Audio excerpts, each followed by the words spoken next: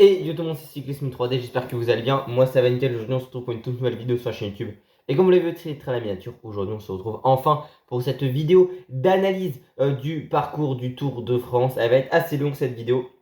J'en ai pas fait à la sortie du parcours, j'ai fait que de repousser. Je me suis dit que le mieux c'était d'en parler juste avant cette édition pour se mettre bel et bien dans ce bain à un peu moins de 2 jours et après la présentation des équipes. Donc bien évidemment, parcours du Tour de France que l'on va analyser les 21 étapes. Alors ce que je vais vous faire, c'est qu'à chaque fois on va être en facecam pour analyser, mais par contre je vous mettrai quand même en image un peu les profils et aussi pour les ascensions du coup.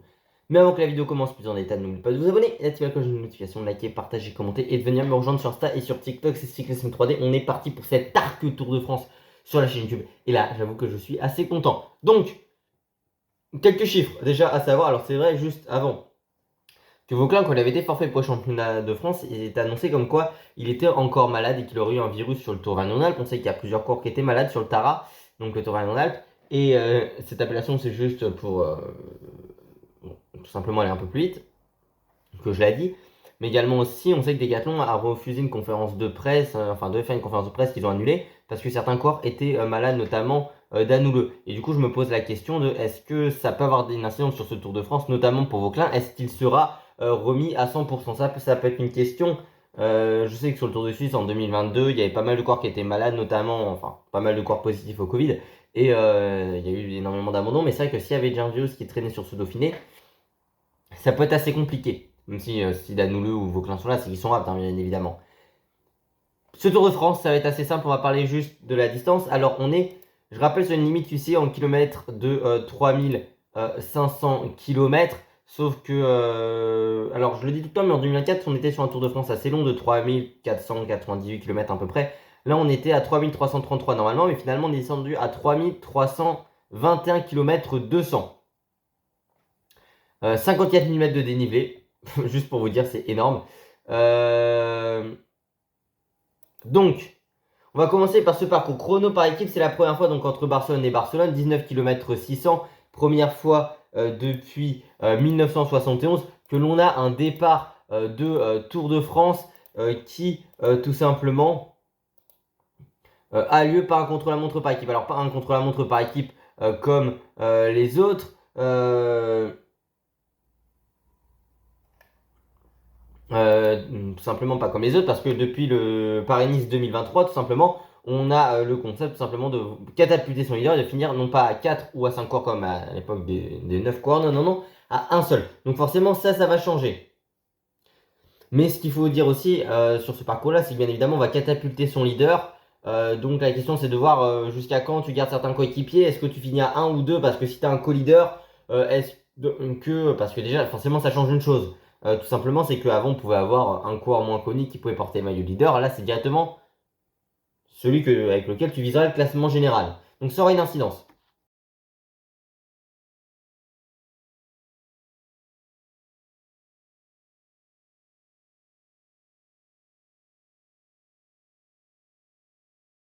Je vous ai laissé juste revoir un peu le parcours de cette étape-ci. Donc déjà, on passera à la Sagrada Familia, ça va être très télégénique. On part à 17h. Alors c'est vrai alors en termes de planning en France, c'est assez mal fait dans le sens où en termes de concurrence, tu termines face à un début de match de Coupe du Monde, de huitième de finale. Et il y aura sur TF1 à ce moment-là un match de rugby, hein. Même si c'est la nouvelle compétition, le championnat des nations, que c'est pas la compétition la plus prestigieuse et la plus identifiée des téléspectateurs, tu auras un Afrique du Sud, Angleterre. Alors ça marchera peut-être plus pour le match du 15 de France. Après, c'est vrai que la finale de l'Euro féminin s'était fait broyer l'an dernier par le Tour de France. Il y avait 5,2 millions de spectateurs pour le Tour de France.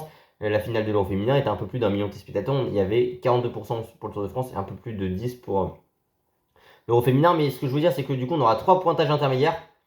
Un au kilomètre 4, puis kilomètre 10.5, puis 15 km 5. Et bien évidemment, Côte de Montjuic, 900 mètres à 5,5% de pente moyenne. Et puis la côte du Stade Olympique, 700 mètres à 7,9%. Alors la question c'est de savoir avec combien de courses tu arrives au pied des difficultés. Typiquement une équipe comme Ineos pourrait se dire on sacrifie forcément sur le plat. Alors est-ce qu'ils feront rouler Godon sur le plat ou en pied de boss? Ça peut être une question. Tu dis bon écoute, tu fais rouler sur le plat à fond Tarling, à fond Ghana, tu utilises un peu Tobias Foss et puis dans la première ascension de 900 mètres tu fais soit Godon soit Ghana, ou alors tu sacrifies Godon que sur le départ et du coup tu gardes pour les dernières ascensions qui sont quand même sur un peu moins de 4 km et demi, même moins que ça, hein. Sur 4 km à peu près, tu gardes Bernal, Arensman, Kwiatkowski, enfin Bernal peut-être pour la bosse, Kwiatkowski la descente, et puis après tu gardes Arensman avec Vauclin, c'est une possibilité. Mais c'est vrai qu'il faudra voir comment tu gères ça tactiquement. Il y a aussi pas mal de virages, des grands boulevards. Donc ça, grand boulevard, bon, ça c'est intéressant. Après, il va faire très chaud, mais ce que je voudrais savoir également aussi, c'est qu'on sait que le revêtement n'est pas le même entre la France et l'Espagne, et on peut avoir quelques différences là-dessus. Alors c'est plus en Andalousie qu'on voit ça, où on a des fois des routes un peu plus sèches, adaptées à la canicule, plus. Et du coup là, la question serait de savoir est-ce qu'on n'aura pas un revêtement qui serait différent, qui serait pas habitué, est-ce qu'on aurait le même rendement, tout ça que ce qu'on pouvait avoir sur les tests. Même s'ils ont fait quand même des tests sur le circuit de Barcelone-Catalunya. Et puis forcément, il y a pas mal de stress. Tu changes aussi. Alors là, on n'est pas sur étape en ligne. Sur une étape en ligne, des fois, c'est vrai que tu as du nouveau matériel. Mais forcément, départ de Tour de France, c'est quand même sur du stress. Chrono par équipe, c'est pas un exercice que beaucoup de coureurs ont l'habitude de faire. Parce qu'avant, il y en avait en début de saison sur Tirreno, qui n'est plus là au final. Et il y en avait quasiment un tous les ans en début de Vuelta. Ces deux, il y en a plus réellement, enfin, il y en a plus même en début de Vuelta. Donc là, tu as eu sur le Tour de France, sur le Tour Auvergne-Rhône-Alpes et sur Paris-Nice. Mais pas tous les coureurs ont fait ces courses-là. Bon, Pogacar, il n'en a pas. Pogacar, je sais pas quand est-ce que c'est la dernière fois qu'il a fait un chrono par équipe. Pogacar, ça m'intrigue. Je vais vous dire ça parce que Pogacar, il n'en a pas fait cette saison. L'an dernier non plus, bien évidemment. Bah, c'est Paris-Nice 2023 pour moi la dernière fois que Pogacar a fait un chrono par équipe. Je vois pas d'autres chrono par équipe que Pogacar aurait pu faire depuis. Moi, en 2024, il n'en a pas fait. Donc pour moi, c'est le chrono de Paris-Nice 2023 qui était la innovation comme celle-ci aussi. Mais bon, après, il faudra voir. Je sais qu'Ineos était venu en tout cas avec l'équipe du Tour de France, donc il faudra voir. Mais deux bosses quand même. Une dernière qui est quand même difficile. On est quand même sur du pourcent de moyenne sur 700 mètres. Surtout qu'on arrivera avec de la vitesse et qu'il y aura un virage juste avant d'entamer. On est quand même sur deux difficultés en à peu près 4 km. Il y aura une portion rapide quand même avant d'arriver à la flamme rouge. Mais en tout cas, si ça ressemble à ce qu'on a sur TDF, normalement, on a un virage quand même. Là, est-ce qu'on pourrait plutôt bien voir dans le final? Oui, oui, on tourne légèrement quand même. Donc ça aura une importance quand même de voir qu'on a un virage dans le final aussi pour changer, mais pas mal de virages et ce sera assez technique quand même. On va parler de cette deuxième étape. Deuxième étape de Tarragone-Barcelone, 168 km 500. Étape vallonnée qui est une étape qui m'intéresse énormément.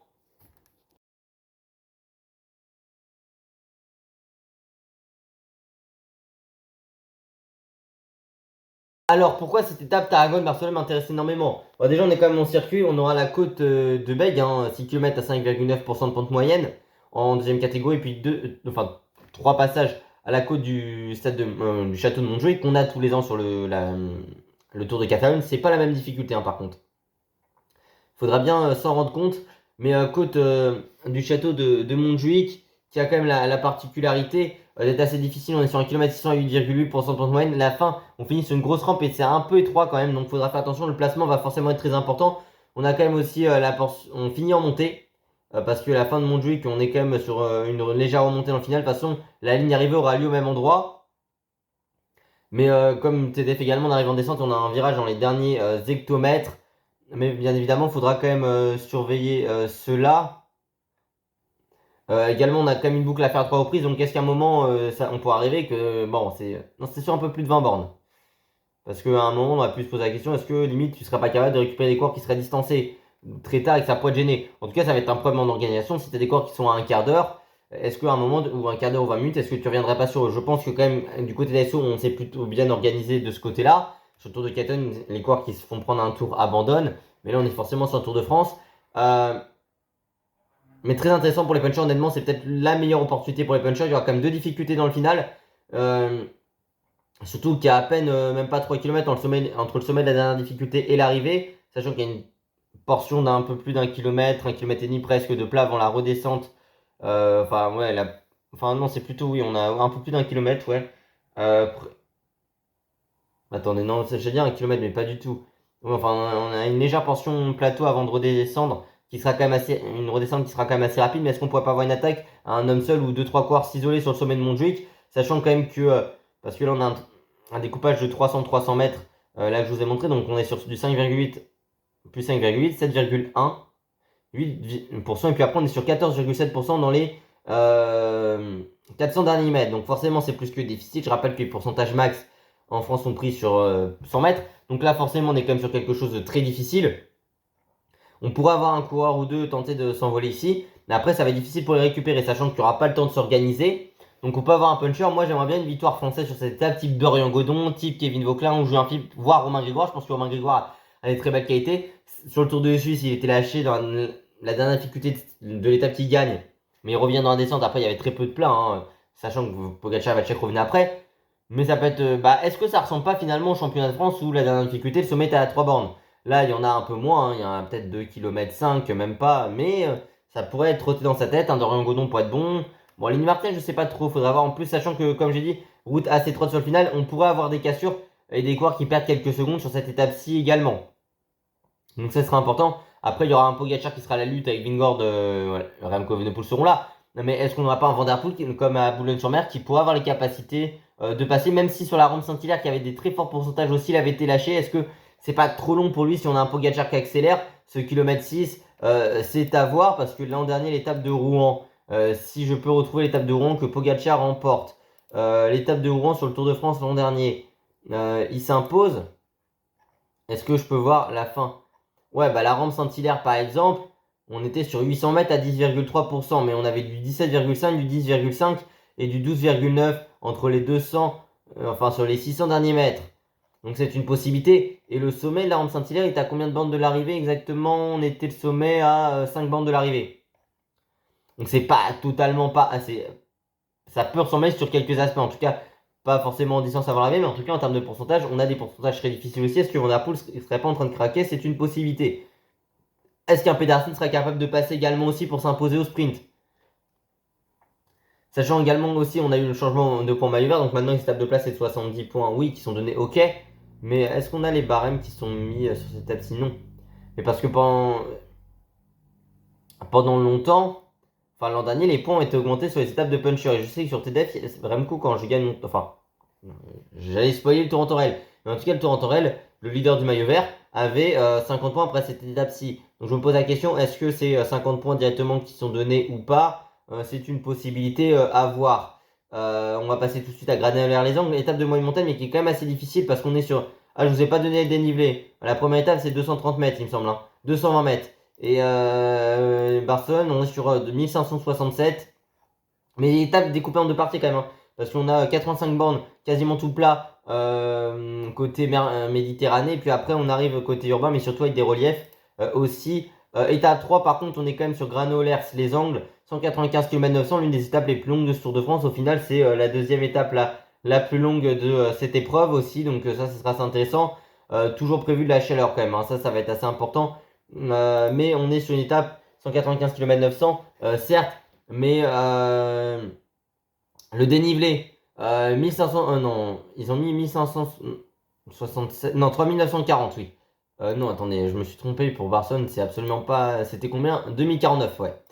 Les 1500, c'est l'évaluation de la sortie sur PSS, mais 3940, donc forcément c'est très difficile, sachant qu'au bout de 7 km et demi d'ascension, tu entames quand même la côte de San Feliu des Codines, 8 km 200 à 4,5% de moyenne dans le troisième catégorie.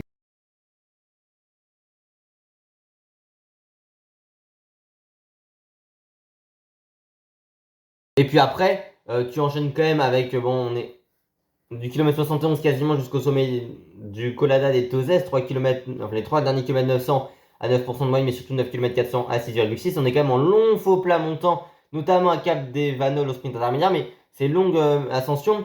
Donc ça sera quand même assez intéressant à voir. Première catégorie, première difficulté de première catégorie du tour. Ça aussi, ça c'est important dès le troisième jour avoir un troisième 4. Surtout qu'après, bon, t'as une descente, mais ça remonte. Surtout que je dirais quasiment du kilomètre, ouais, 150 même pas, jusqu'au sommet à 172, au kilomètre 172, on est sur une longue montée. Mon col du Calvaire, c'est 11 km 500 à 4,2% de pente moyenne. Mais ce que je veux dire surtout, c'est que cette ascension-ci, en fait, on est sur une longue portion en faux plat montant. Aussi, on passe les 1800 mètres d'altitude et à un moment, on est à 1700, même 1800 à l'arrivée. Donc forcément, des fois, on dit que généralement, à 1600, on commence peut-être à avoir moins d'oxygène. Pas, enfin, l'oxygène se raréfie réellement à 2000 mètres, mais des fois on peut avoir quelques effets à 1600 mètres. Certains coureurs type Van Gardone à un moment étaient moins forts à plus de 1600 mètres d'altitude. Bah là, effectivement, on passe les 1700, 1800, ce qui n'est pas anodin sur un début de Tour de France, loin de là. Par exemple, Alaphilippe, quand Alaphilippe s'impose en 2021 sur le Tour de France, par exemple, Non, là, c'est la victoire d'Annecy Grand Bornand qui me ramène. Mais c'est pas celle-ci que je voulais, moi. En victoire de Julien Afip. Est-ce qu'on pourrait revoir, bah, du coup, c'est 2020. Sa victoire entre Nice et Nice. Déjà, on était quand même sur du 4000 mètres de dénivelé positif. Ouais, mais on était sur du 1500, 1600. On n'était pas plus haut que sur du 1600 mètres ce jour-là. Et encore, c'était un peu plus loin de l'arrivée. Mais quand même, on est en question de se poser on peut se dire également aussi, bah quand même en termes d'altitude, passer du 1800 mètres au bout du troisième jour de course, c'est pas quelque chose d'anodin, loin de là. Donc ça, je voulais quand même le signaler également.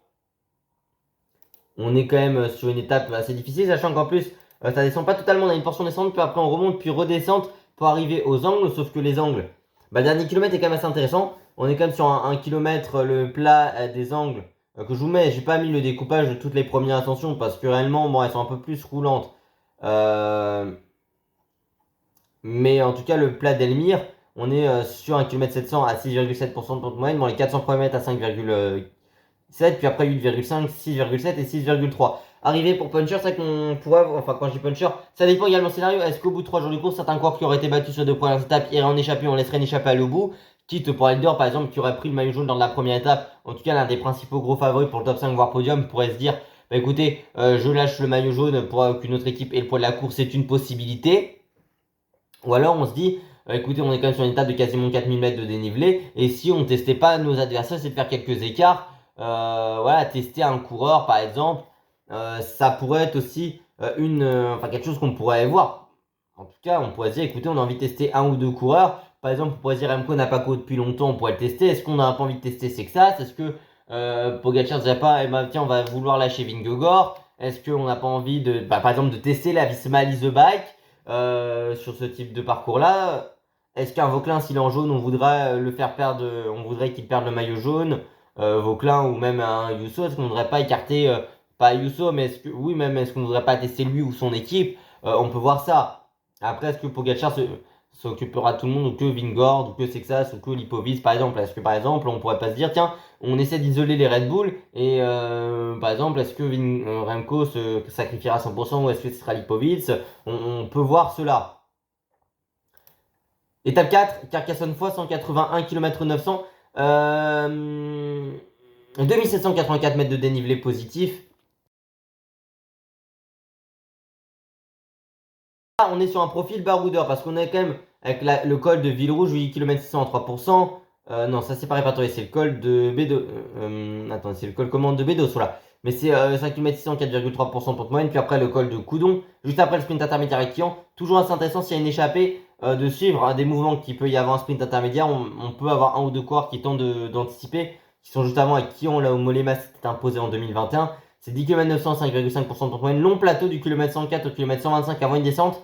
Puis après, col de Montségur, 6 km 900, 6,1% de pente moyenne, certes.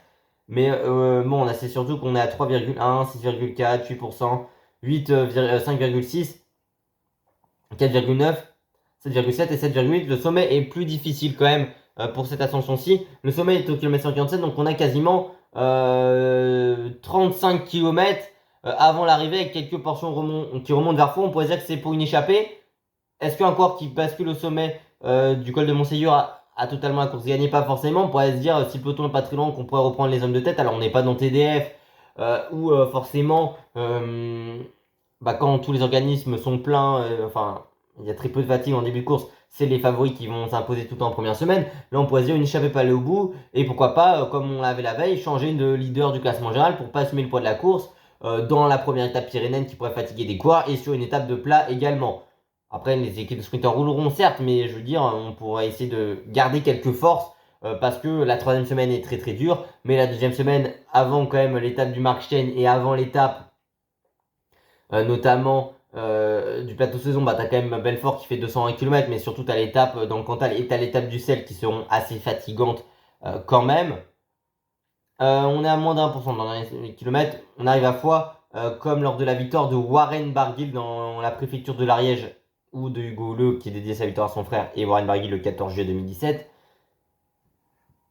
On va être quand même dans une étape qui va être assez intéressante, surtout qu'on finit quand même avec un peu de portion descendante. Est-ce que si on est dans un groupe d'échappés, on n'aurait pas un ou deux coureurs qui tenteront d'attaquer par exemple pour prendre quelques mètres d'avance, même si on a une échappée, est-ce que ce sera un sprint en petit comité ou même si c'est le peloton, est-ce que ce sera un gros comité ou seulement un 30-40 coureurs?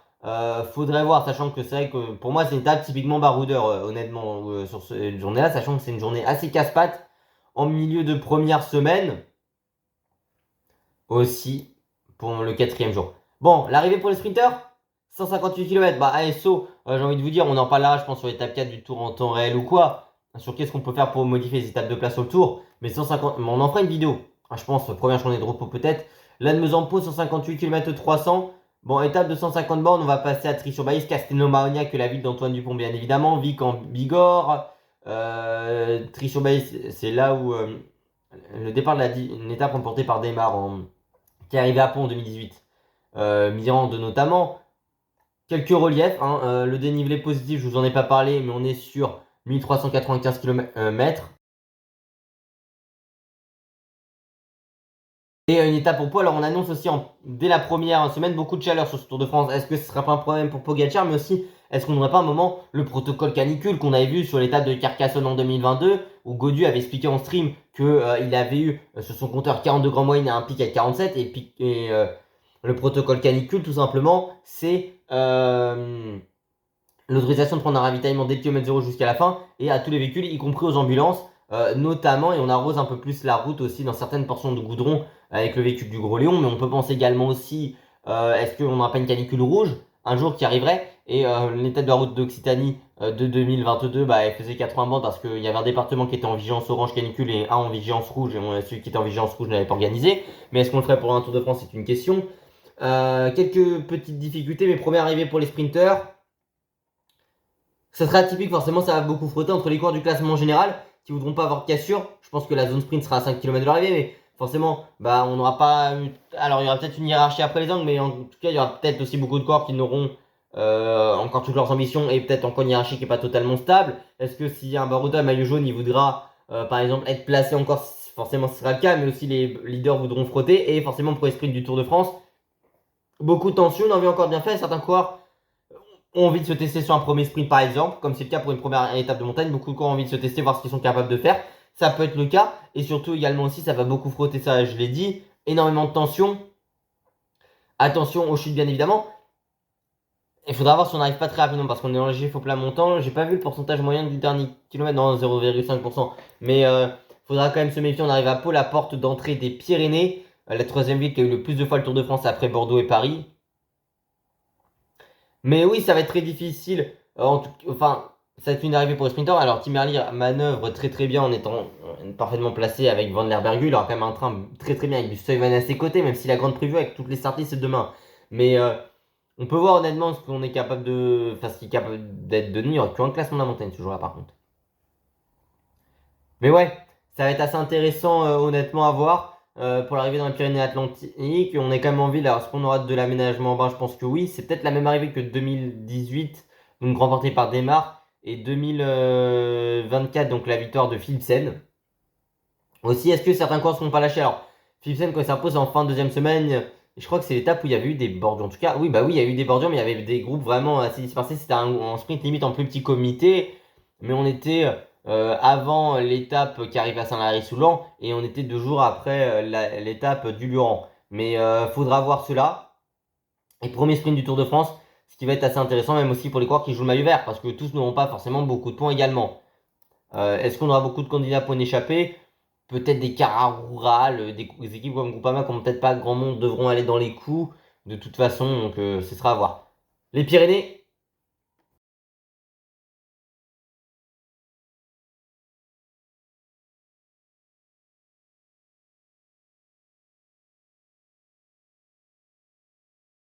là, cette étape pyrénéenne, on arrive dans le lourd, j'ai envie de dire, avec Gavarnie-Gède, enfin Pau Gavarnie-Gède, on est sur du 186 km, 204 149 mètres de dénivelé positif. De l'habitude, on part de Pau, la porte d'entrée des Pyrénées, on passera à Saint-Pé de Bigorre, Bagnères de Bigorre, Lourdes, Haro. Alors, on a la côte de Loucrou, hein, 1 km 800, 7,2% de pente moyenne. La côte de Vézin, 3 km à 6,4% de moyenne, c'est ce qu'on a habituellement. Quelques côtes en sortie de peau. Bon, ce sera surtout propice à créer une échappée avant arrivé dès le pied du kilomètre 106 au pied de cette ascension du col d'Aspin, 12 km à 6,5% de pente moyenne, un des grands classiques du Tour de France, et le col du Tourmalet. L'Aspin, j'ai juste une question. Combien de fois on l'a eu sur le Tour de France 37 fois. Parce que le Tourmalet, pour moi, on est peut-être à 81 reprises, si j'ai pas de bêtises.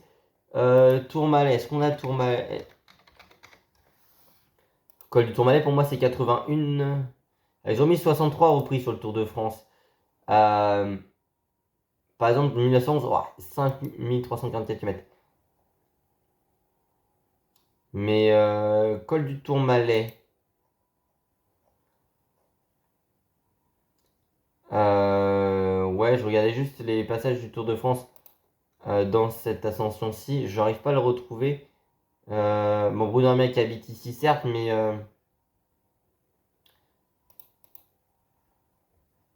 Chavanel l'a le plus grimpé en course. Est-ce que j'ai pas. Ouais, toutes les courses. Mais le Tour de France, pour moi, c'est le col le plus emprunté du Tour de France. Ouais, bah, oui. Oui, depuis 1970. Il a été emprunté 74 fois sur des courses professionnelles. Sauf que la Vuelta, moins une fois, attendez. Oui, oui, c'est bien 63 reprises, en tout cas selon Pro Cycling Stats. Tourmalet, bien évidemment, col escaladé en 1910 pour la première fois. Mais ce sera vraiment l'étape reine des Pyrénées, sauf qu'en réalité, bah, on a voulu garder tout le suspense. J'en ai pas parlé, mais pourquoi ASO veut garder le suspense? Parce que, bon, déjà, il suffit de voir la vidéo où ils expliquaient comment réaliser le parcours avec Thierry Gouvenou. Sur la vidéo du Monde de 2025, où ils expliquaient bien évidemment qu'une chose pour le Tour de France, c'était d'avoir du suspense et du spectacle. Et pourquoi déjà pour attirer, enfin pour que ton épreuve soit de plus en plus suivie et reconnue dans le monde, parce que le Tour de France c'est aussi une marque, pas force au-delà de la course cycliste, et mais surtout aussi pour donner envie aux gens de regarder, il faut qu'il y ait du spectacle et du suspense. Également, le suspense et le spectacle, ça te permet d'attirer de nouveaux sponsors. C'est vrai que par rapport à la vidéo d'annonce de la chaîne YouTube sur la première fois où je suis allé sur le Tour de France, entre là et cette année, on n'a pas les mêmes sponsors. Bah, par exemple, on a eu l'arrivée de Velux, mais bon, on peut penser par exemple à des parcs d'attractions qui sont là, type Astérix depuis quelques années. On a Orangina aussi. Enfin, c'est peut-être pas les mêmes marques qu'il y a 15 ans quand j'allais sur le Tour de France pour la première fois qu'on a aujourd'hui. Donc bien évidemment ça change. Parce que le Tour de France est de plus en plus suivi ces dernières années, même si 2024 c'était moins suivi, mais entre les Jeux de Paris, les législatives en France et l'Euro, c'était compliqué le Tour de France 2024. Sachant qu'en plus je dis souvent, mais c'est un tour, ok on a 3 victoires d'étape côté français, même si c'est plus compliqué pour le classement général parce qu'on n'en a aucun dans les 10. C'est un peu une honte pour moi. Mais vous rajoutez à cela le fait, par rapport au statut de la France, tout ça, le pays qui avait le plus de cours en World Tour, le pays qui a le plus, enfin qui a les courses limites les plus prestigieuses, qu'on organise le plus, qui a levé à ce moment-là le plus d'équipes en World Tour, même si c'est plus totalement le cas, mais qui a une culture du cyclisme, voilà, et que c'est ton tour national. Mais évidemment, par rapport au cours que tu as, c'était une honte pour moi à ce moment-là. Mais les 3 victoires ont lieu en échappé en première semaine. Mais ce que je veux dire après, c'est que même en termes de classement général, pour tous les coureurs, bah, chacun est à sa place. Vingord a eu du mal à déstabiliser Pogacar. Forcément, il est à plus de 7000. Mais je veux dire, Remco a eu du mal à déstabiliser Vingord. Et après, Almeida n'a pas cherché à aller chercher Remco. Pareil du côté de Landa par rapport à Almeida. Et ainsi de suite dans le top 10. Au final, chacun était à sa place. Ce qui est un peu dérangeant sur ce Tour de France là. Et puis le maillot à poids, bah, il y a eu Carapace, c'est vrai. Et le maillot vert, bon. Guermeil en duel avec Philipsen, mais ce que je veux dire, c'est qu'à la limite, c'est plus l'annexe c'était bien pour le maillot vert. Le maillot à poids, il y avait un peu d'intérêt, mais c'est surtout est-ce que Carapaz arrivera à le suivre, à le garder par rapport aux favoris. Mais aussi à cet aspect-là de sponsor.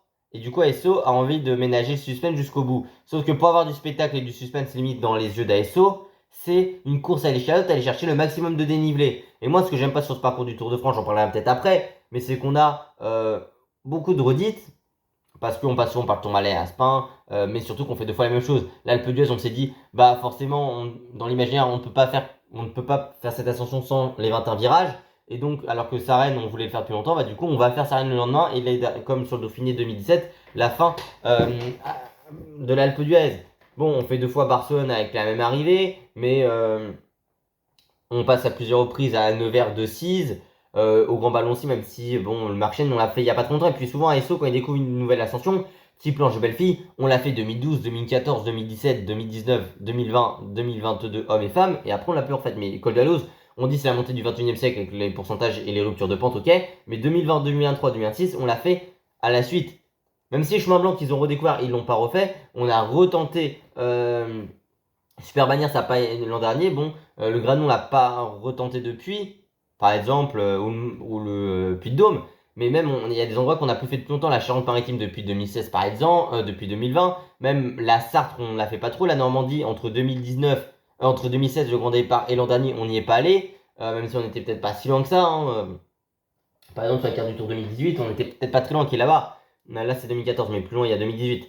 Mais vous voyez l'idée, même Normandie, Bretagne, on va très souvent à Mur de Bretagne, et on n'a pas fait réellement, par exemple, d'étapes type Var, Bouches-du-Rhône depuis longtemps. Les Bouches-du-Rhône et Marseille, c'était 2017 pour le chrono, par exemple, pour faire une arrivée au Mont-Faron. Alors, on propose aussi beaucoup l'ascension en haut de Espette. J'oublie le nom, mais je sais que Nicolas Gé dit que c'était l'école le plus dur de France. Donc ça, faudra voir. Ça pourrait être une arrivée à la suite. Même dans les Pyrénées, c'est souvent Aspin-Tourmalet, Ourquette dans 6 ans, Val-Louron.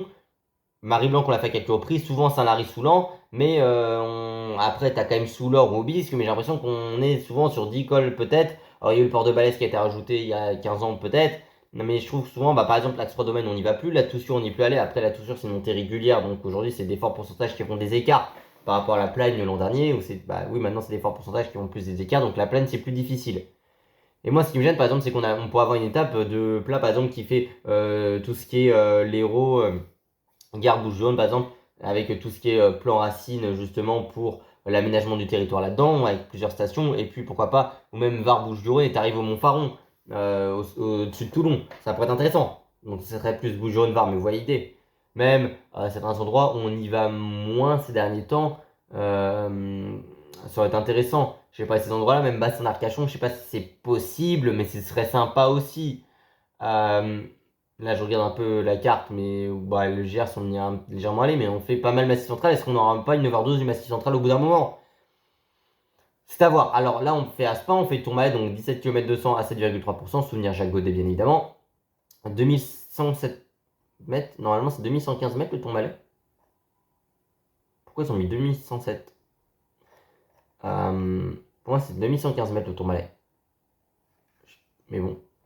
Et puis on arrive à Gavin-Nigèdre, mais pareil, Gavin-Nigèdre, je vais vous l'afficher, je pense, mais voilà, je l'avais fait à vélo en 2019, mais on est sur 18 km 700 à 3,7% de pente moyenne, on a 2 km à 5,8, 5,6, puis 5,6%, 5,5 et 5,6%. Alors ça, on est sur un magnifique lieu en termes d'UNESCO, et puis forcément ils disent toujours qu'au départ on est obligé d'aller au niveau de l'autoroute, et on est des mêmes villes clair par rapport au logement. Après, l'an on a fait quand même beaucoup de transferts dans les Pyrénées.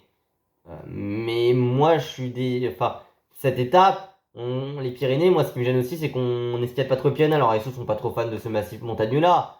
Je préfère peut-être les Alpes. Mais les Pyrénées, on est sur des ascensions peut-être moins hautes en altitude, mais plus courtes, avec des plus forts pourcentages généralement, même si on a des très forts pourcentages dans les Alpes. Mais les Alpes, souvent, on a des cols plus longs, plus hauts en altitude, et des fois, soit plus roulants, alors aussi irréguliers. Je pense notamment à la Madeleine. Enfin, peut-être pas forcément la Madeleine, mais surtout Croix-de-Fer, on a quelques redescends dedans, par exemple. Et Glandon. Mais certains pourcentages seraient peut-être moins effrayants pour certains coureurs, mais ça reste quand même très difficile. Enfin, les Alpes sont ultra difficiles, mais ce que je veux dire, certains pourraient se dire, bah, plus en altitude, plus long. Et puis les Pyrénées, souvent, il y a. Alors, il fait très chaud dans les Alpes aussi, mais souvent, les Pyrénées, la route est un peu granuleuse. Mais ouais, je trouve qu'on a très très mal exploité ces Pyrénées. On a voulu, même si on part d'Espagne, pas totalement faire un très très gros parcours, une très très grosse étape. Et moi, ça me gêne un peu, sachant qu'on l'a fait un jeudi, mais c'est la traversée habituelle des Pyrénées, on fait Aspin-Tourmalet, mais est-ce que c'est juste pas parce qu'on se dit on part d'Espagne, on fait les Pyrénées, mais juste les Pyrénées pour garder du suspense. Sauf que si on a encore Pogacar sur le. Bon, il le fera peut-être pas sur le Tour de France, mais je pense pas même. Mais sur le Tour de Suisse, il est quand même parti en cette année à 70 bornes sur la première étape, et puis c'était fini. Même l'an dernier, enfin, justement, quand on passe dans le Tourmalet par cette version-là pour Cauterec en Basque en 2023, Vingord il met déjà des distances Pogacar la veille. Et à ce moment-là, on a un énorme tactique d'Alisma. Bon, Pogacar s'accroche, il le contre dans les pentes finales de Cauterec Gand Basque. Mais à un moment, la pièce aurait pu tourner d'un côté. Finalement, Visma s'envole dès le Tourmalet. Et c'est fini des espoirs de Pogacar sur ce Tour de France là. Au final, et t'as peut-être plus de suspense dès à ce moment-là, le 6ème jour de course aussi. Donc je sais pas. Bon, à Guetmo Bordeaux, étape 7, Beaucoup de choses à dire, en tout cas pour moi, niveau patrimoine sur cette étape-ci. Bordeaux, bien évidemment, entre le vignoble, le vin, le plan local d'urbanisme et puis le port, et même avec tout ce qui est esclavage, traite négrière, tout ça, il y avait quand même des choses à dire sur Bordeaux, même le commerce. Bon, on passe quand même à l'Andiras avec l'incendie de forêt de 2022, qui est le plus grand incendie de forêt en France, malheureusement, de ces 20 dernières années, même au XXIe siècle. On est sur enfin, c'était une surface énorme, hein, les forêts des Landes, bien évidemment. Plus grande forêt artificielle d'Europe. On passe quand même à Mont-de-Marsan, entre autres. Voilà, bon, il y a quand même des choses à dire. On verra le bassin d'Arcachon au loin sur la carte, qui est toujours très intéressant à évoquer, le bassin d'Arcachon. Et puis, bon, il y aura Sciences Po Bordeaux qu'on pourra évoquer, pourquoi pas. Même en sponsor, on peut penser, enfin en marque, Cdiscount qui est du coin, et puis la Silicon Valley du vin, le musée du vin notamment de Bordeaux. Deuxième ville qui a eu le plus de fois le Tour de France, même arrivé que 2023, ce qui est toujours assez intéressant pour les sprinters, et puis c'est la ville aussi de Montaigne. Donc voilà, même de Juppé aussi, ou encore un ancien Premier ministre, bien évidemment. Chabandelmas, c'est la ville de l'Union Bordeaux-Bègles et des Girondins de Bordeaux. 175 km sans tout plat, limite en vrai je vous ai vendu du rêve sur cette étape-ci, non c'est juste pour le patrimoine. Mais étape quasiment toute plate, je vous ai même pas parlé du dénivelé positif. 701 mètres de dénivelé positif, donc c'est pour dire qu'on est sur un profil plus que plat. Il y aura seulement une difficulté, la côte de Buguet, 1 km 400 à 4,7% de moyenne. Alors on traversera la Garonne un moment, il faudra faire attention, surtout Bordeaux, et si on a pas mal d'aménagements urbains, je pense qu'on sera quand même sur le même final que 2023, et justement il y a eu déjà pas mal de virages dans ce final-ci, donc on arrivera avec de la vitesse aussi, sur une étape qui aurait été tranquille, donc en termes de... ce serait quand même très nerveux dans le final forcément, surtout qu'en plus, bah, si on est sur une étape très calme, peut-être pendant, allez, 140 km par exemple, mais que les 30 derniers sont tambour battant, bah, il y aura forcément la tension et aussi bah, le fait d'avoir économisé l'énergie pendant longtemps. Est-ce que tu auras, bah, peut-être de la lucidité, mais tu te rendras peut-être pas compte totalement de ton effort et ça peut occasionner. Enfin, cette étape peut être quand même dangereuse dans le final, mais surtout, ça peut être une étape. Non, forcément, pur sprinter, est-ce qu'on aurait personne à l'avant ce jour-là? Je sais pas, mon risque hein, d'être dans ces débats-là sur pourquoi pas faire plusieurs sprints intermédiaires sur un Tour de France, un prix de la Fouguia, ou qui n'est pas la même chose que le prix de la combativité. Le prix de la combativité, c'est donné au jury sur le plus combatif d'une étape. La Fouguia, c'est le nombre de kilomètres sur une Giro fait dans un groupe de 1 à 10 coureurs, et quand on fait plus de 5 km à l'avant. Et qui a un prix, hein. Mais voilà, même on aurait pu faire 2 ou 3 sprints intermédiaires et faire un classement des sprints intermédiaires, ou donner des points aussi, comme Offredo le disait il y a une dizaine d'années. Pour ces étapes-ci, et date d'un vendredi en plus quand même de Bordeaux, en début de week-end. Par contre un week-end, pour une autre étape, celle-ci elle me plaît aussi. Alors là on va dire que je vais vous vendre du rêve, hein, mais je vais dire que le gars il vous vend du rêve sur des étapes de plat. Parce que Périgueux-Bergerac,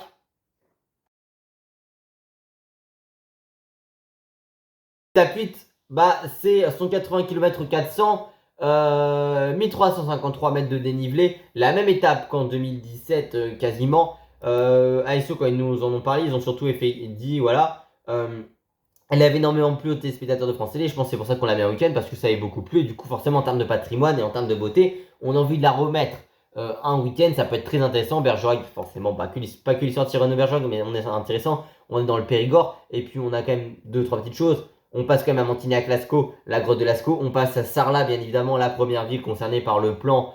Tout simplement le plan, pardon, pas le plan, la loi Malraux qui est pour la restauration 1962 de certains quartiers historiques. En termes de gastronomie, c'est très très riche. En termes de charcuterie, fromage, bon, il y a aussi tout ce qui est foie gras, magret de canard, mais voilà. On est sur une table qui va être à la fois gastronomie et patrimoine. On passe à Saint-Cyprien également, Baynac et Casénac. Sur un camp Périgord, on passera dans le Périgord, il y aura deux difficultés. La côte de Dôme, 3 km 600, 3% de pente moyenne, et la côte du Buisson de Caudouin, 2 km 900, 4,3% de pente moyenne. On passera pas très loin de la Vézère, il me semble. Mais ça va vraiment être une étape en termes gustatifs et en termes culturels assez intéressante. En termes de sprint, alors est-ce qu'on aurait. On est en fin de première semaine, donc est-ce que les sprinters seront piégés? Je pense pas, parce qu'il y aura que 6 voire 7 arrivées si on compte les Champs-Élysées vraiment dédiés à 100% aux sprinters. Ça va être assez intéressant aussi. Alors, on fera pas peut-être sur l'étape de Châteauroux, on a Poulpard avec son coéquipier, tout simplement, une Ricard, top là, 50 de moyenne. Mais c'est une étape qui ouais, va être quand même assez intéressante. En tout cas, arrivée au sprint, dernière arrivée au sprint de la première semaine, déjà. j'ai envie de vous dire, bah forcément ce sera pour les sprinters, on aura envie de se tester, de bien finir cette semaine-ci. On pourrait déjà avoir une hiérarchie, voire même un corps qui peut commencer, parce que forcément un sprinter, comme dirait l'Amérique Production, c'est comme un attaquant de foot, et ça marche à la confiance, et on peut avoir un sprinter qui gagne une étape, voire deux. C'est des fois, on a souvent des dominations sur un Tour de France, mais ça peut être aussi très équilibré, et ça pourrait être intéressant pour le maillot vert. Après, vraiment, on sera sur un sprint pour cette étape-ci, très clairement. Mais il y a pas mal d'endroits qui seront assez bien en termes de paysage. Même si à Côte de Dôme, c'est un quatrième catégorie, mais voilà, on a une portion de 800 mètres à 4,9 et les 700 premiers à 4,2. Et la deuxième difficulté, oui, c'est un peu plus difficile. Entre la tranche de 500 au premier kilomètre, 5,9, puis 4,4, 6,8 et 6,2. On est juste à 1,3 et 1,5 au début. Et puis l'autre difficulté, j'ai parlé des débuts, mais sinon c'est 2,5, 3,1 et 6,1% de toute moyenne. Mais ouais, étape de plat qui en termes de paysage, oui, va être très intéressante. Mais ça pourrait être bien aussi. Hein. Est-ce qu'on n'aurait pas encore qui voudrait tenter d'anticiper? Je sais pas, parce qu'on est quand même en fin de première semaine. Il y aura quand même un peu de fatigue, mais pour moi, ce sera largement une arrivée. Pour sprinter, Malmont-Russell, par contre, ça c'est une étape pour baroudeur.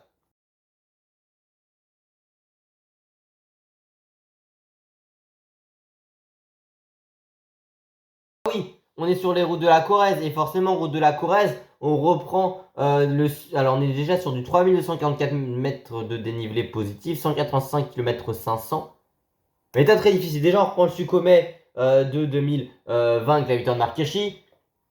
Ussel, on aura quand même le mont Bessou de 900 mètres à 6,4% de moyenne, mais arrivé, enfin sommet à 25 km de l'arrivée. On aura une remontée quand même, mais à 15 km de l'arrivée. Ce serait une étape casse-pattes, honnêtement. On aura quand même la montée de Bainai du km 600 à 4,9% de pente moyenne, la côte de Naves du km 400 à 6,8% de pente moyenne, ce Sucomet 3 km 900 à 7,1% de pente moyenne, deuxième catégorie, et la côte de la Croix du Paix à 4 km 800, 5,8% de pente moyenne, forcément étape très difficile. Bah, pour une fin de première semaine, une échappée pour moi ira au bout. Ce serait une étape casse-pattes. Est-ce qu'on n'aurait pas un groupe, un petit groupe de quelques coureurs qui arrivent au sprint? On aura forcément une très grosse bagarre. En tout cas, comme pour étape 4, les deux auront une très grosse bagarre, mais celle-ci, on ne pourrait pas se dire est-ce qu'un coureur va tenter de finir seul et d'anticiper peut-être à 30-40 km de l'arrivée? Et dans ce style de situation, quand tu es dans un groupe, un très gros groupe, le premier qui part a le plus de chances d'aller au bout. Mais aussi, grosse bagarre pour aller à l'avant, parce que forcément, étape pour Puncher et Baroudeur, c'est peut-être pas là où il y en a le plus et sur ce Tour de France-ci. Et on aura une multitude de coureurs qui auront des capacités à aller jouer cette victoire. On peut penser à Romain Grégoire, mais à du Quinn Simmons, à du Benelli qui auront de l'intérêt sur cette étape. Ou même Alex Baudin pour sa formation-ci. Pour ne citer que ces coureurs-là, mais on peut penser à la Philippe chez Tudor ou à du Michael Storer. Même Ben O'Connor s'il joue pas le général. Après, il a déjà 50 jours de course, Ben O'Connor. Hein. Mais on peut avoir ce type de coureur-là, tenter de partir à l'avant. C'est une possibilité. Un Lenny Martinez, s'il est long en général.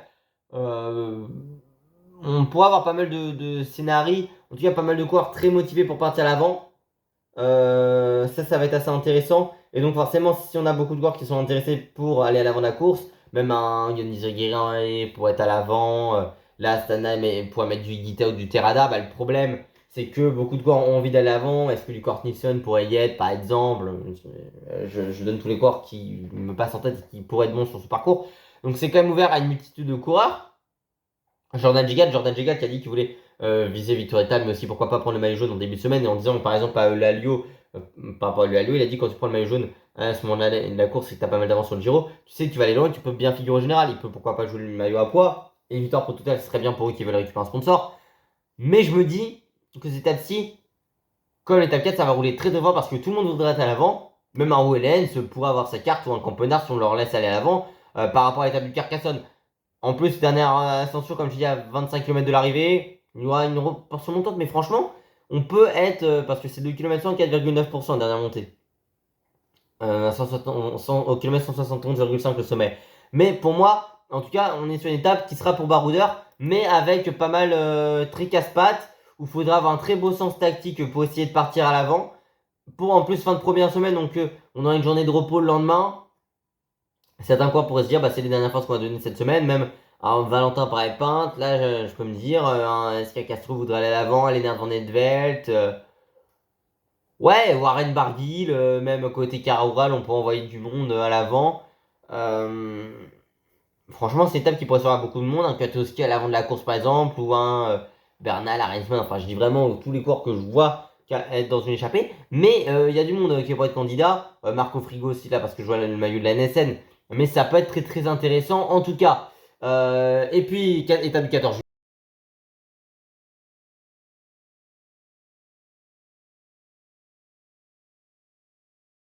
À l'étape du 14 juillet, 166 km 600, Aurillac-le-Luran. Pareil, très bien en 2016. L'an dernier, enfin en 2024, on a vu qu'il y avait beaucoup de spectacles après 8 ans après la victoire de Greg Van Avermaet. Vingord qui bat Pogacar au sprint de pas grand chose, où ça part des pas de Pérol, étape qui était vraiment un rythme d'enfer. Et tout simplement, oui, Pogacar était parti de loin, il avait un sorte de retour de boomerang à ce moment-là. On est sur du 3791 mètres de dénivelé positif. Dernier kilomètre à 4,2%. Donc il est en faux plat montant. Voilà, mais on est quand même sur une étape très difficile. On aura une étape aussi intéressante en termes de points du classement à la montagne. Pourquoi? Parce qu'on aura quand même ce jour-là 25. Attendez, 25. 29. On aura 33 points au classement de la montagne ce jour-là. 33 points au classement de la montagne. La côte de Payrol, 3 km 6,8% de pente moyenne. Le col de la Griffoul, 6 km à 6,7% de pente moyenne en deuxième catégorie. On a deux premières catégories, une deuxième catégorie et une troisième catégorie. Le col de Pera de Bourg, 3 km 6,1% de moyenne. La côte de Murat, 5 km 205% de moyenne. Le puy Maripat de Pérol, 7 km 700 à 5,9% de moyenne. Là où s'est imposé Daniel Philippe Martinez en 2020. Sauf que les deux derniers kilomètres de 100 à 8,8% de moyenne sont terribles. Notamment entre 5,6 et km 5,6 et 6,3, on a 9,6 pardon et 9,1% dans les 700 derniers mètres. C'est pour vous dire terrible ascension. Et puis on a quand même aussi le col du Pertus qui est pas en reste, 4 km 500 à 8,3% de moyenne, et le col de Fond de Serre, 3 km 500 à 5,5% de moyenne. Et le sommet est quand même à un peu plus de 2 km de l'arrivée. Descente et puis faut alors là, c'est soit une échappée va au bout, comme Greg Van Avermaet, ou alors les favoris vont avoir envie de se tester. Surtout qu'en plus, information importante, on est en lendemain de journée de repos et du coup, certains organismes ont du mal à reprendre après une journée de repos. Et on pourrait avoir envie de tester ces coureurs-ci. Ça pourrait être difficile à contrôler. Bah oui, non, parce qu'on a quand même pas mal d'ascensions. Et surtout que la première ascension arrive au bout de 60 bornes, donc on pourrait très vite arriver avec peu d'échappées. Est-ce qu'une échappée arrivera à sortir rapidement? C'est aussi une question qu'on peut se poser. Est-ce qu'on voudra laisser la victoire à une échappée? Peut-être. Là, ça pourrait être une table type Kevin Vauquelin, type Lenny Martinez. Si c'est avec les favoris, est-ce que Pogacar pourrait s'imposer? Est-ce que Vingord le rebattra au sprint? Est-ce que c'est que ça peut s'imposer au punch par exemple? On échappait un Carapace pour être là, Ben Eli, ça pourrait très bien lui convenir. Arensman, il s'était fait battre par Simon au Mont d'Or, mais c'est ce type d'étape-là. Bernal, j'ai pas de Lady Martez ou d'un Kevin Vauquelin. Trop dur, je pense, peut-être pour un Romain Grégoire, ce type d'étape-ci, mais un Storer à l'avant de la course, par exemple, ça pourrait être intéressant. Un Clément Berthet pourrait être à l'avant pour la groupe FDJ United. Warren Barguil aussi, pour côté coureur français. Van Edvelt, Castrillo. Tobruk, ça sera quand même très intéressant à suivre, hein. Mais sur ce Tour de France, mais ça on en parlera demain. Pitcock aussi. Mais de toute façon, ce sera une étape avec des coureurs très solides. Mais aussi, particularité du Massif Central, c'est qu'on est sur des ascensions plus courtes. Mais qui ont souvent, alors, c'est soit plus courtes que dans les Alpes, par exemple, ou même que les Pyrénées, mais avec des pourcentages un peu plus inférieurs, mais surtout très réguliers. Comme les Pyrénées aussi sont réguliers. Ou alors, des pourcentages assez difficiles et très réguliers, même si, bon, le pas de Pérol est assez régulier. Mais vous voyez l'idée. Surtout qu'on est au niveau de la chaîne des puits, hein. Mais aussi ces difficultés-ci, on est sur des routes en prise pendant très longtemps, assez étroites, oui, mais un goudron qui rend assez mal, et c'est pas tout le temps les étapes qu'on repère le plus côté coureur. Alors là, on fait pas le col de Néant, contrairement aux deux dernières arrivées au Luran, mais ça va être très très intéressant, et surtout, on a moins de vallées, on n'a pas trop de vallées également aussi. Donc ça, c'est assez important sur cette étape-ci.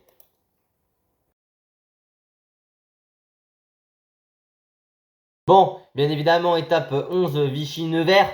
Étape totalement plate, 161 km 300, on aura deux difficultés, mais on est sur 1100 mètres de dénivelé positif. Arrivé purement pour les sprinters, on passera certes aussi à 2,6 par exemple. Mais on sera sur une étape vraiment pour les sprinters. Je pense pas que une échappée, même si on passera Moulin aussi, aura la capacité à lâcher le peloton. Moi, j'y crois pas spécialement. Je pense que surtout, en plus, il y aura 2 opportunités à la suite pour les sprinters. Très clairement, ce sera une opportunité pour eux qu'ils vont s'en saisir. En tout cas, à mes yeux, ce sera le cas sur cette étape. Si très peu de difficultés, on est surtout sur le. Par contre, ce qui pourrait changer, c'est quand même qu'on est sur le lendemain d'une étape très difficile, qui était déjà on est à 2 jours après une journée de repos. Au niveau du Luron, on peut avoir un contre-coup, mais surtout sur une étape qui a été très difficile de 166 km, très en prise et explosive. Et on pourrait se dire que certains coureurs sont fatigués. Du coup, est-ce qu'une échappée pourrait être bienvenue? Faudrait voir. En tout cas, on pourrait peut-être. Non, je pense pas que ce serait propice réellement à lâcher les coureurs, mais en tout cas, ce serait quand même assez intéressant à suivre. Étape 12, on repart dans les environs de Nevers. Nièvre nous a accueillis, mais on est sur 179 km/100. On arrive à Chalon-sur-Saône en Saône-et-Loire, vers le vignoble, parce qu'on part de circuit de Nevers-Manicourt. ASO avait beaucoup aimé pour le contrôle à la montre par l'équipe de Paris-Nice en 2024 de pouvoir bénéficier des installations pour un départ de ce circuit-ci. Donc on part du circuit de Nevers-Manicourt qui avait accueilli des grands prix de Formule 1. Étape quand même un petit peu plus difficile en termes de dénivelé. On est sur 1412 mètres. On a 3 difficultés. Bon, la dernière est quand même pointée à 20 km de l'arrivée. Mais bon, on arrivera légèrement un peu plus en faux plat. Mais surtout, ce sera pour les sprinters. Cette étape-ci, à moins qu'on se dise une échappée et envie de contrer leur plan. Même si je pense forcément que les sprinters ne voudront pas laisser une opportunité comme celle-ci leur échapper. En tout cas, à mes yeux. Et pour moi, une échappée. En tout cas, les sprinters ne voudront pas laisser partir ça, c'est sûr, une échappée. Et enfin, pour moi, on sera sur une victoire d'une échappée au sprint. Très clairement. Pour le moment.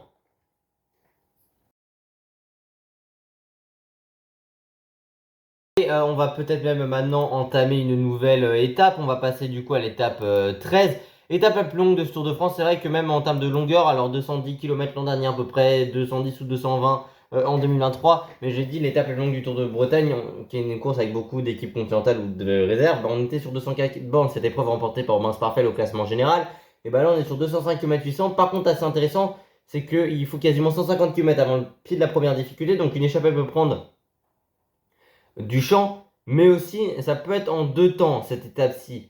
Bon, après, voilà, bon, le sprint intermédiaire mais lycée la ville de Thibaut Pinot, on aura le col des Croix, 5 km 104,8% de moyenne, et le ballon d'Alsace, 160 km 176 le sommet, donc à 30 km de l'arrivée. Il y aura une légère remontée quand même, de 670 mètres à 5,1% de pente moyenne. Le ballon d'Alsace, 9 km 100 à 6,8% de pente moyenne. C'est très difficile, bien évidemment. Comme ascension, enfin comme étape, on est quand même sur un enchaînement avec 2 cols qui se font assez rapidement, mine de rien. En tout cas, c'est qu'on va aller en 25 km, un peu 27, 28 km, enfin 27 bornes presque, 26 km, oui. 25, 26 km, oui. On se fait quand même 2 ascensions avec une redescente. Mais ça reste intéressant même à gérer. Comment on fait? Est-ce que un Pedersen, par exemple, voudra qu'on dynamite la course côté Lidl Trek pour arriver au sprint? Est-ce que l'on laisse une échappée aller au bout? Même en plus, cette étape se fait en 2 temps parce qu'on a 150 bandes, comme j'ai dit, plat, puis après 2 difficultés. Donc c'est découpé en 2 moments. Alors, pas forcément marathon, mais en tout cas, le découpage en 2 parties donne quelque chose d'intéressant sur 2309 mètres de dénivelé positif. Le ballon d'Alsace c'est assez régulier, comme le col des Croix bien évidemment. On sera quand même à 1170 mètres d'altitude. Longue descente également aussi. Après on sera pas mal en faux plat descendant. Mais c'est intéressant, est-ce qu'un coureur aussi arrivera à s'isoler tout seul? Alors on pourrait avoir un homme seul qui dans une échappée à 4-5 et qui attaque dans la dernière difficulté, j'ai dit là à 5% là. Et qui après tente justement de résister. Ou alors est-ce qu'un peloton groupé arriverait à revenir? En tout cas c'est vraiment une chose qui sera intéressante à voir. Comment on gère cette étape, même si certains vont se dire que 205 km pour une étape la plus longue du Tour de France. Bon, je disais, par rapport à ces dernières années, on a des étapes de plus en plus courtes. Parce que c'est vrai que 103 221 km, c'est plus court que certaines années. J'ai parlé de 2004 où on a quasiment une étape en moins presque en termes de distance kilométrique. Là, c'est à voir. Puis on va entamer une autre étape.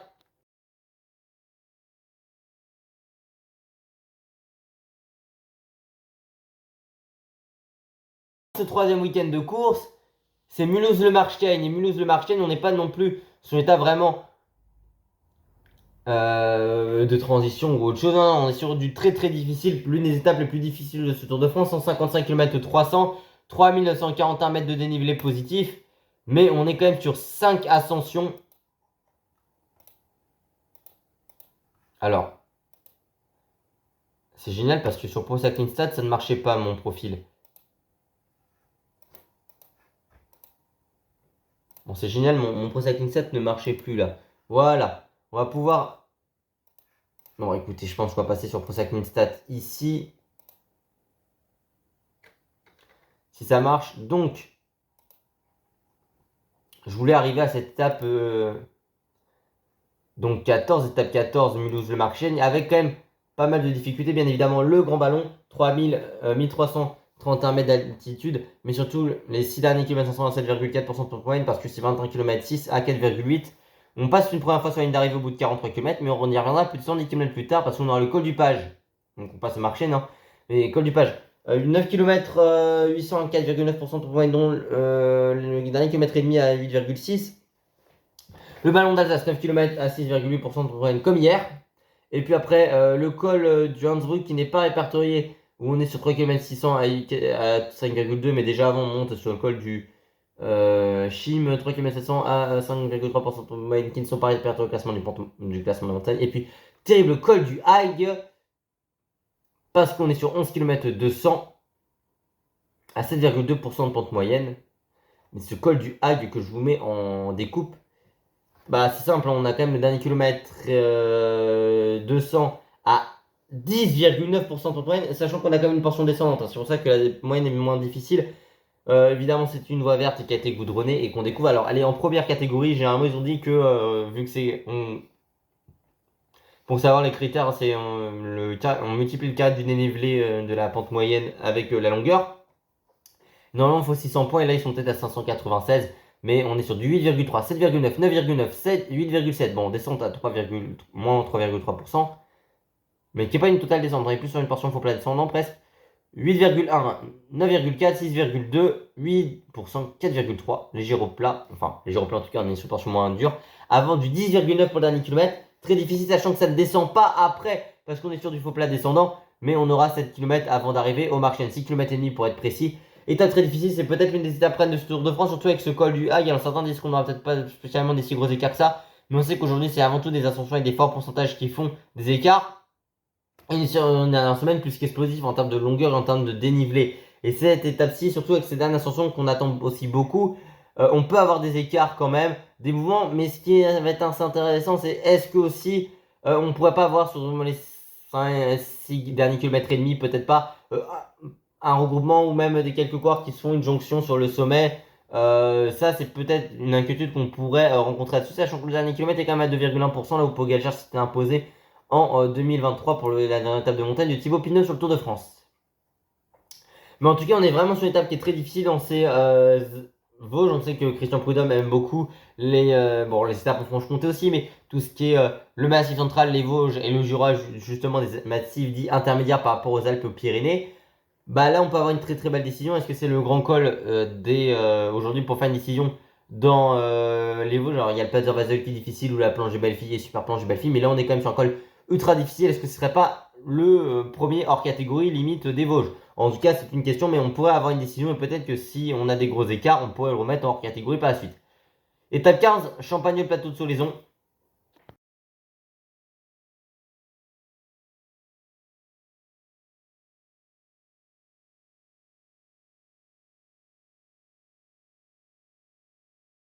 Là aussi, ça va être un sacré spectacle parce qu'on est quand même sur 4098 mètres de dénivelé, 183 km 900, jour de finale de Coupe du Monde, mais une étape assez difficile, surtout qu'en fait, la première grosse difficulté, même si on a la Côte des Rousses, c'est un 6 km 700, 5,2% de pente moyenne, sommet au km 36,5, mais c'est au km 131 que là, on va tomber en enfer parce qu'on a deux difficultés, une hors catégorie, une de première catégorie. Bon, il y aura la Côte du Mont, 2 km 100 à 8,1% de pente moyenne, mais surtout la Sélève sur les hauteurs de Genève avec ce col de la Croisette. Pas le col le plus réputé ou le plus connu, mais 4 km 600, retenez-vous bien, c'est un mur à 11,1% de pente moyenne. J'ai juste une curiosité par rapport à une autre difficulté. Le Mont du Chat, c'était combien en pourcentage le Mont du Chat? C'est non, c'est juste une curiosité, le Mont du Chat. J'avais juste envie de voir le pourcentage, mais pour moi on est plus dur que le Mont du Chat. Le Mont du Chat, c'était combien? Euh, C'était 15 km 6 à 7,4, oui, mais c'est surtout à partir du kilomètre 8 où là on était vraiment sur du 11,4, 7,9, 10,6, 14,2, 10,2, 7,4, 12,8 et 8,8. Ouais, mais là on est sur du col terrifiant. Ah, mais là on est sur du col plus que terrifiant, là, hein, je le dis. Ce col de la Croisette, ce n'est pas la Croisette de Cannes, mais parce que ça va être un col ultra difficile. On est plus que sur un mur. Non, je voulais parler de la Croisette de Cannes, il fallait pas, mais bon. On est sur une étape plus que difficile. Pour terminer cette première semaine, deuxième semaine, pardon. Surtout que ce ne sera pas la seule montée, mais là par contre on pourra avoir une décision, même une échappée pourrait totalement évidemment exploser dans cette ascension-ci. On pourra avoir des hommes forts qui prennent un peu d'avance. Et est-ce que le peloton laissera partir une échappée? J'aimerais bien une victoire de Lenny Martinez. En plus, il adore les forts pourcentages, Lenny Martinez. Mais là, on pourra avoir des très très gros écarts. Honnêtement, parce que voilà, le pourcentage moyen, je vous le mets hein, quand même, hein, de ce col de la Croisette. 9,8, 12,3, 11,7, 11%, 10% de moyenne. C'est plus qu'un mur. C'est une montée sensationnelle. Cette ascension-ci avec des forts pourcentages qui vont faire énormément d'essais. On peut avoir un peloton qui explose totalement ici. On peut avoir beaucoup de courses, sachant qu'après on aura comme le plateau de Solaison qu'on connaît sur le Dauphiné, victoire de Del Toro cette année, victoire de Vingegaard en 2022 et alors, c'est vrai que Vingegaard avait gagné le tour par la suite, mais on l'avait vu en 2024 sur on l'avait vu en 2000 sur le Dauphiné en 2017 et ça avait donné en 2007 la victoire de Dan Martin, non de Fuglsang devant Dan Martin, mais Fuglsang avait gagné le général par la suite, mais c'est une ascension plus que difficile et forcément on aura plus que des écarts qui vont avoir lieu à ce moment-là. Est-ce qu'on n'aura pas une hiérarchie? J'ai presque envie de dire pas irrémédiable, mais en tout cas ce plateau de Solaison, je vous l'ai affiché, hein, on est quand même sur du 11 km 300, 9% de moyenne, mais surtout 11,3, 9,3, 10,9. Vraiment, les 3 premiers kilomètres sont terrifiants. Bon, après, c'est du 6,4, puis 11,7, 7,8, 9%, 9,2, 8,1, 7,9, 7,8. Mais c'est une montée plus que difficile, surtout dès le pied. On est quand même dans une portion un peu, enfin, même, on a quand même une portion assez boisée. Mais là, on peut vraiment avoir plus que des décisions qui sont faites honnêtement. On peut avoir des gros écarts qui sont créés bien avant la dernière semaine. Est-ce qu'on peut retourner le classement général aussi? On est comme sur une étape, voilà, on est comme sur une ascension à 9% de moyenne, donc forcément, on peut presque, oui, en tout cas, changer une dynamique, mais aussi on peut craquer et perdre énormément de temps. Gaudieu a perdu 7 ou 17 minutes, je sais plus, je crois que c'est 7 minutes, voire plus, sur le Dauphiné 2000. Bah, je peux même vous l'afficher, enfin le voir, en tout cas, le Dauphiné 2000. Le 22, alors la vie, en 2022. Donc déjà, ça n'avait pas été escaladé pendant 4 ans. Godu, il a perdu combien de temps ce jour-là? Où il fait une différence, il perd 7 minutes. Hein. Mais même Vingord, Roglic arrive avec 15 secondes d'avance au Connor, mais on a quand même quelques écarts qui étaient assez intéressants. Il y avait déjà Johannessen qui était présent à l'époque. Caruso aussi avait fait une belle étape. Parmi les principaux coureurs. On a eu des écarts qui étaient importants aussi cette année sur cette ascension-ci du plateau de Solaison. Si l'on regarde, parce que sur le Tour Ronald, donc on a l'écart que Del Tourmé, mais une minute à Yusso, une 0,2 à Johannessen, une 31 à Skelmos, donc il y avait quand même des très très gros écarts, sachant que on a quand même à 5 minutes le 21ème. Mais on avait vraiment une très très grosse étape. Ça pourrait correspondre aussi à un Valentin Paré-Pinte en échappée potentiellement. Puis nous on va quand même passer maintenant. Seul contre la montre individuelle de ce Tour de France. Entre Évian-les-Bains et Thonon-les-Bains, bien évidemment, Évian-les-Bains qui a eu le dernier G7, ville connue pour les accords d'Évian en 19 mars 1962, contre la montre individuelle, qui est assez atypique parce que c'est seulement 26 km 100, mais qu'on va découper en 3 parties parce qu'on a un premier tiers de montée, un second tiers presque de descente, et vraiment le dernier tiers, on est avant tout sur du plat, donc c'est pas un chrono pour spécialistes. On aura 2 points intermédiaires dans la montée au kilomètre 4,5 et au kilomètre 9,5, puis un à 18 km, au kilomètre 18, il me semble, c'est ça. Donc on commencera directement par la côte de Larringe. Un côte de Larringe, on est sur 9 km 200 à 4,2% de pente moyenne. Ce sera assez intéressant également de voir honnêtement déjà les écarts qui vont être créés. Est-ce que on peut pas avoir un coureur qui commence très fort et qui explose par la suite, ou alors un coureur qui a bien géré sa montée et qui peut finir en boulet de canon sur le plat. Donc il y aura vraiment un aspect gestion qui sera intéressant. Même comment tu pars sur un vélo. Alors est-ce que tu pars directement roue lenticulaire qui va t'handicaper pendant le premier tiers? Je pense pas qu'on aura des changements, même peut-être pas des coureurs voudront changer de vélo, mais c'est la question.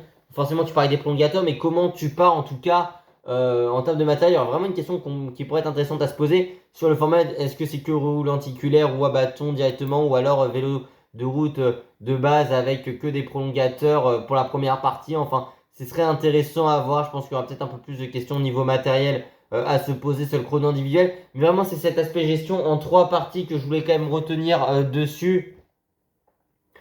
En tout cas, en plus, pour ouvrir en lendemain de journée de repos, ça pourrait être assez intéressant, voir. Alors, la dernière fois qu'on est au chrono, en lendemain de journée de repos, c'était la démonstration de Vingord déjà dans les Alpes à Combloux. Mais en tout cas, ça pourrait être vraiment intéressant à suivre.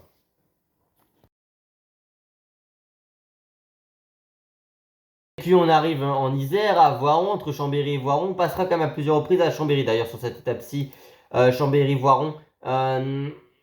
Dernière étape quasiment considérée pour les sprinteurs, même si, bon, étape pour sprinter hein, de 174 km 700, mais avec 2362 mètres de dénivelé.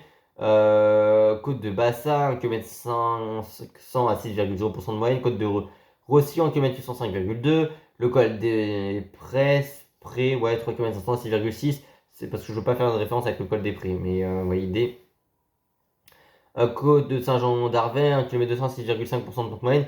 Et surtout cette longue portion, il faut plein montant parce que sur le final, on a quand même 2 km 500 à 4% de moyenne qui pourront un peu étirer. Alors là, c'est où Ben Turner s'était imposé sur la dernière Vuelta où David Gaudu avait pu prendre le maillot rouge à la place par rapport à David Vingord. Étape de 175 km, surtout qu'on est après un chrono, mais avant une étape difficile d'arriver au sommet. Est-ce que les sprinteurs voudront forcément garder cette dernière opportunité, mais est-ce que les baroudeurs tenteront pas de les piéger parce qu'on est en dernière semaine de course, il y a quand même de la fatigue. Est-ce que aussi, bah, j'ai envie de dire, le dernier faux plat montant pourrait mettre dans le dur certains coureurs qui ne passeraient, mais qui seraient assez émoussés. C'est une question en tout cas que l'on peut poser. Et puis on va se diriger vers Orsières-Merlette.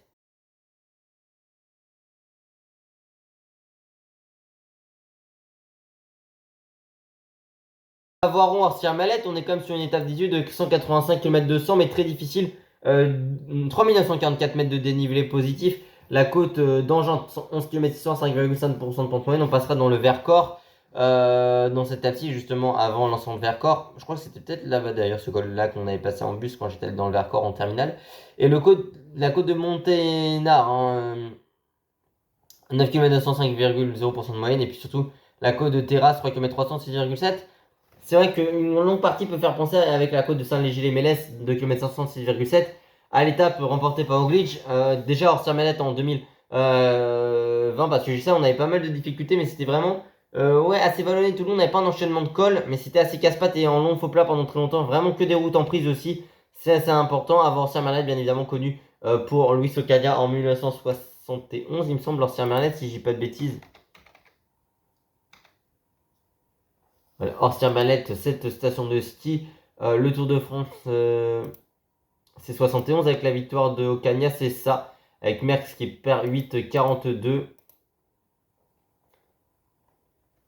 Orsières-Merlette, mais Tour de France, on va y revenir cette année. Donc ascension quand même difficile. Enfin, difficile, on est surtout sur une ascension régulière d'un peu plus de 10 km. Je vais vous la remettre, enfin je voulais afficher normalement. Même si la PCS charge, voilà. Orsières-Merlette, on est sur une montée de 7 km 100 à 6,7% pour douane, mais c'est vraiment très très régulier. Roglic s'était imposé en sprint en petit comité, mais on était sur une 4ème étape de Tour de France. Là, je pense peut-être qu'avec les 2 prochaines étapes, on pourrait se dire qu'une échappée va au bout. En tout cas, ce serait une possibilité. Parce que honnêtement, quand on voit le lendemain, on est en possibilité de se dire, ok, une échappée ira au bout. En tout cas, on pourra en laisser au moins une au baroudeur. Même si les 2 dernières étapes vont être plus que d'ici pour le classement de la montagne et on en parle tout de suite.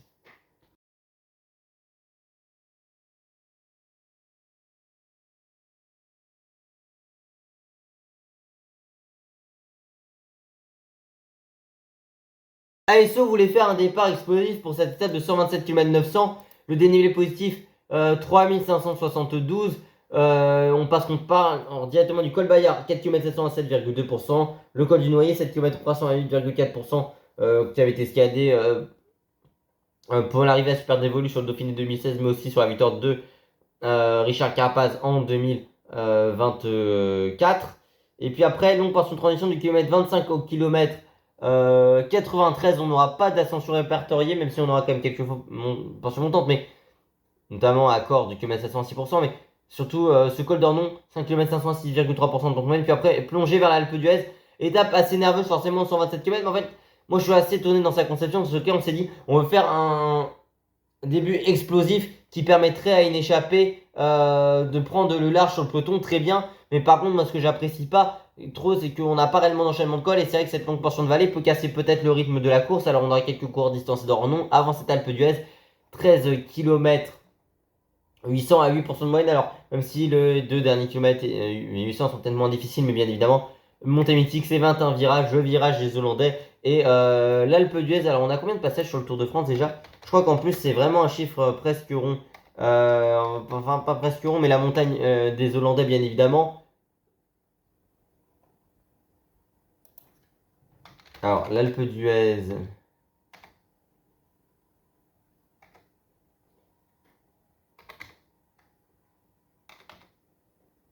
Alors, j'ai pas l'impression que. Voilà, l'Alpe d'Huez, c'est plutôt comme ça. Si je l'écris sans S, c'est peut-être mieux. Alpe d'Huez, 34 passages sur le Tour de France. 34 passages sur le Tour de France, bien évidemment. Et je voulais juste me renseigner en termes de passages.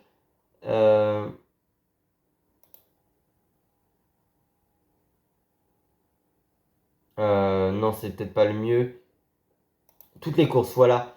Avec sur le Tour de France, on a quand même eu 23 passages, mais qui ont eu lieu entre 52 et 92, mais surtout qui ont été considérés comme trop difficiles comme ascension. Et après, elle a vraiment été enchaînée parce que 76, 77, 78, 79 à deux reprises. Et à l'époque, c'est pas une. C'est Agostinho qui remportait une reprise. Mais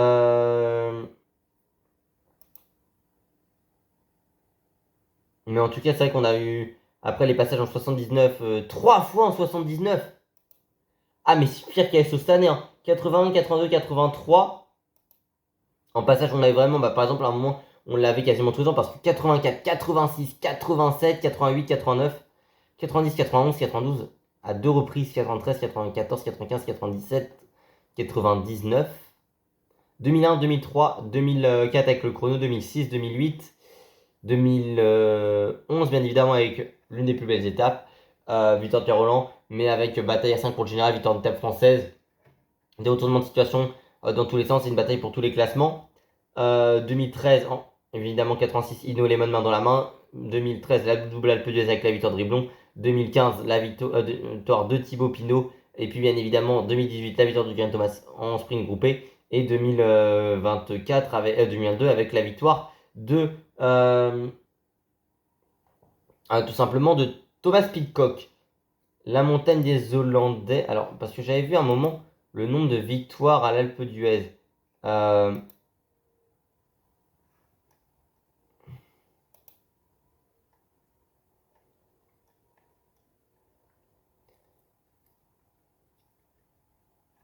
Est-ce que ce serait que. Parce que oui, on a eu Zillard Van Morsel, mais sur le Tour de France Femmes. Mais j'aimerais bien voir juste quand même le nombre d'ascensions remportées par les Néerlandais ici. Alors, bien évidemment, c'est quand même une ascension. Bah, Vollering aussi, mais.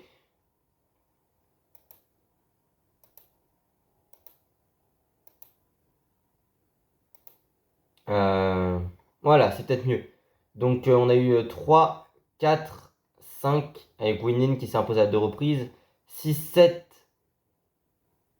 victoires néerlandaises sur le Tour de France Femmes. Sur les premiers passages de cette épreuve-ci, hein, jusqu'en 89. Donc, sur quasiment 13 passages. Hein.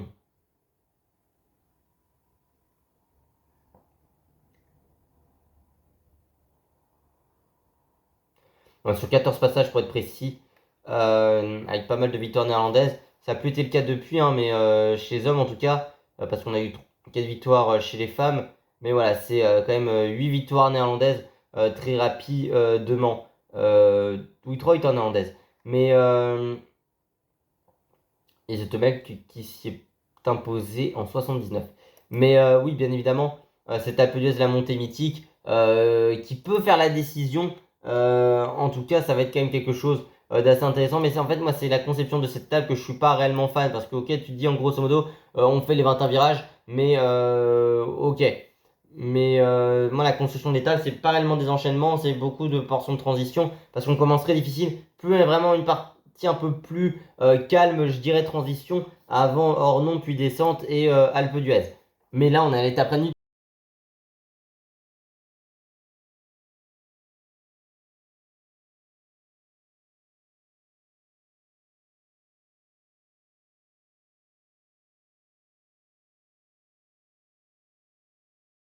Oui, parce que l'étape reine du Tour de France, c'est quand même la 20e étape. 5624 mètres de dénivelé positif sur 170 km 900. Mais alors là, c'est du basique. Enfin, basique dans le sens où c'est des sommets connus du Tour de France. Croix de fer, 24 km 100 à 5,2% de moyenne, les 5 derniers à 6,6. Avec plusieurs redescentes, on le rappelle, dans cette ascension. Télégraphe Galibier, donc Télégraphe 12 km à 7,1. Le Galibier Souvenir Henri Desgranges au sommet de ce Tour de France à 2631 mètres d'altitude.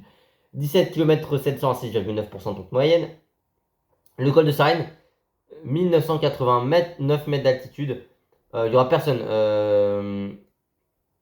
À partir du barrage, hein, il me semble qu'il n'y aura plus personne à Sarenne. Le barrage, il n'est pas indiqué ici, hein, mais on est quand même sur 13 km à 7,3% de pente moyenne, mais on commence à 11,4, 3,2, 4,8, 9,1, 4,2, 2,9. Et après, c'est vraiment plus que régulier, 7,4, 8,3, 6,7, 9,1, 9,7, 8,8, 8,8. Que l'on avait eu, alors, dans l'autre sens, on était descendu par là, lors de la double Alpe d'Huez de Christophe Riblon. Alors, on redescendra légèrement, puis portion remontante avant les 3 derniers kilomètres 800 de l'Alpe d'Huez à 6,2. Mais c'est la victoire, bien évidemment, de Peter Kinnog en 2017 sur le Dauphiné, où Bardet avait attaqué, repris un peu de temps aux favoris.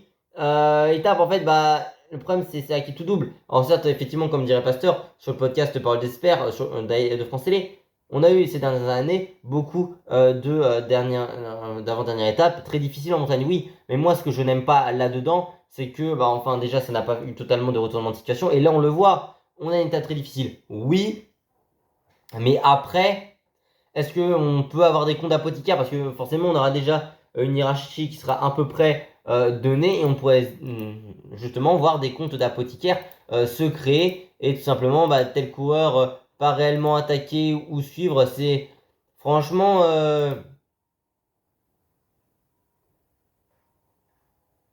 En tout cas, c'est vraiment quelque chose que l'on peut se poser comme question.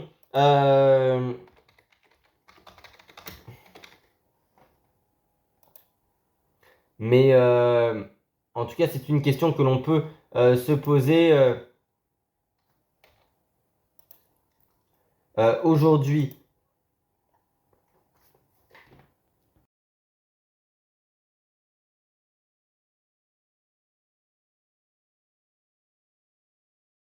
Étape de ce Tour de France, bien évidemment, que l'on va analyser, c'est Paris-Champs-Élysées, la fameuse arrivée sur les champs que l'on fait depuis 75, sauf en 2024. Sauf que comme l'an dernier, nous passons à Montmartre. On aura 133 km, 1567 mètres, non, 1295 mètres de dénivelé.